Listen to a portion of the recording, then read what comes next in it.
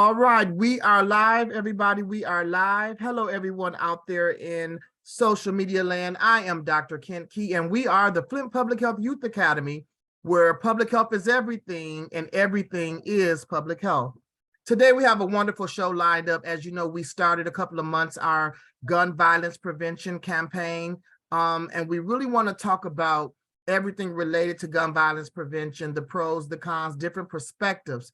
It's not about taking sides, but it's really about listening and having well-rounded intellectual conversations. And we want the world to know that young people have that ability to do so. So today we will continue our talk on gun violence. We will first, in the first segment, talk about gun violence and its impact on mental health. So we know that there are several people who are leery about going into public places because when big crowds gather, they fear that these things are popping off because there has been no safe space. I mean, from churches to synagogues, to shopping malls, to movie theaters, to schools, to colleges. I mean, you name it. There we have seen constant mass shootings and other gun violence related incidents.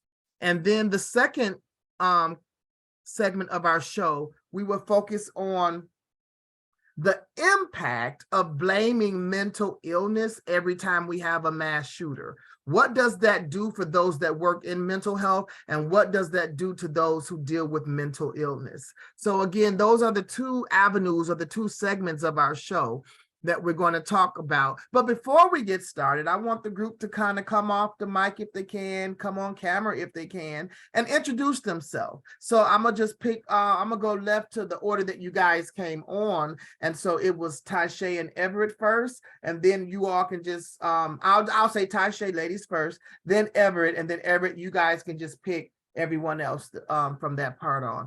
Go ahead, Taisha, tell us who you are or just greet the people. Hi, my name is Taisha Brady. I am going to my community college for sign language interpretation, hopefully switching over to possibly MSU or UM for something better, possibly maybe public health or accounting. I thought about accounting. We're gonna go with Amir. Hi, hello. I'm Amir Brown. Sorry I can't be on camera. A lot of final stuff and everything like that going on right now. But yeah, nice to meet y'all. Nice to have a good show. And who should I pick? Oh yeah, Everett. Everett after me? Yeah, Everett. Yep.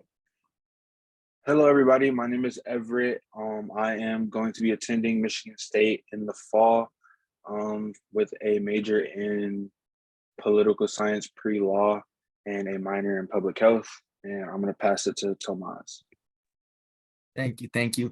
Hey, everyone in social media land. My name is Tomas Theo, recent graduate of Genesee Early College. Can't believe it's already completed, but I'm blessed to be here with you all today. And I'm going to pass the mic to Cole. Hey, what's going on? Hi, my name is Cole Mays. I am part of U of M Flint, and I'm also been here for at least 2 years now, ever since almost 22 years. Yeah. Christian. Hey, I'm Christian Mays. I'm Cole's brother and son of Melissa Mays. I don't know how long, been here a while. Can't show the camera right now. I'm on the car, but I'm planning to finish up here at my almost done and transfer that over to catering. I'm planning on continuing in automotive engineering. I want to be the guy that hand builds things like McLaren and stuff like that.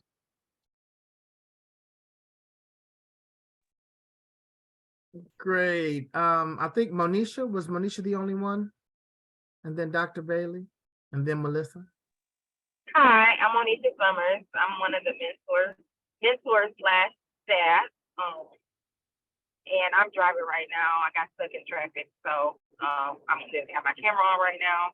I'm excited about today's show. Pass it to Dr. Bailey.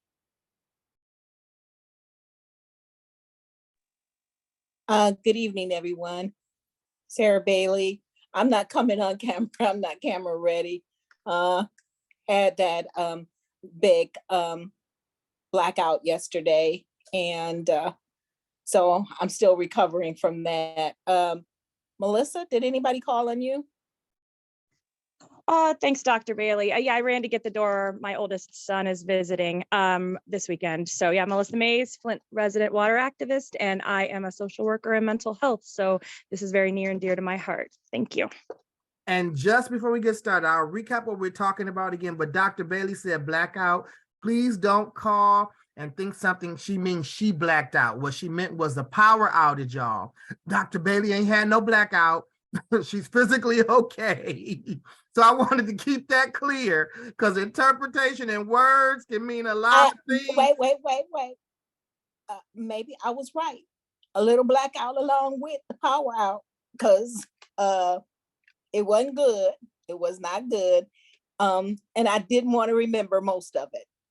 So just to keep it like levity with that.